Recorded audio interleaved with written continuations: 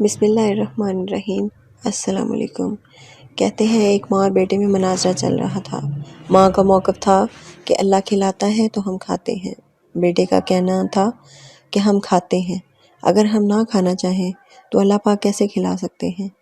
اس مناظرے کے دوران ماں نے بیٹے کے آگے کھانا رکھ دیا تو بیٹے نے کہا، چلیں میں یہ آج رات والا کھانا نہیں کھا رہا، اب اللہ پاک کیسے کھلائیں گے۔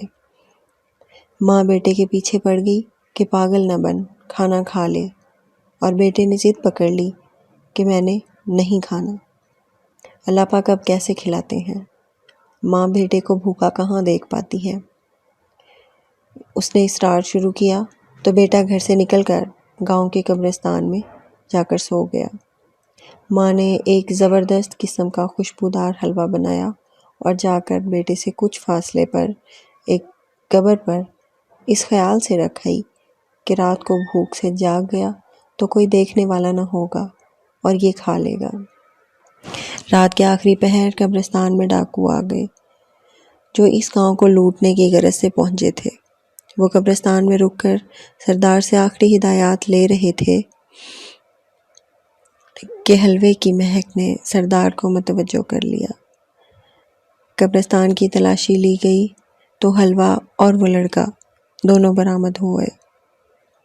سردار نے حلوہ کھانا چاہا تو ایک نے کہا، سردار مجھے لگتا ہے اس حلوے میں زہر ملا کر رکھا گیا تھا تاکہ ہم کھا کر مر جائیں، اور یہ لڑکا جاسوسی کے لیے موجود تھا کہ ہمارے انجام کی خبر جا کر گاؤں والوں کو دے سکے۔ سردار نے اس کی عقل مندی کی داد دی اور لڑکے سے کہا، چل بچے حلوہ کھا۔ لڑکا تو ضد کیے بیٹھا تھا کہ آج رات کچھ نہیں کھائے گا۔ اس نے سختی سے انکار کیا تو سردار کا شک یقین میں بدل گیا اور اس نے گن تان لی۔ لڑکے نے سر پر منڈلاتی موت دیکھی تو پوری پلیٹ چٹ کر گیا۔ ڈاکو کو کچھ دیر تک اس کے مرنے کا انتظار کرتے رہے لیکن وہ نہ مرا۔ ایک بار پھر اسی نے ہی کتھی سلجھائی اور کہا، سردار سلو پوائزن لگتا ہے۔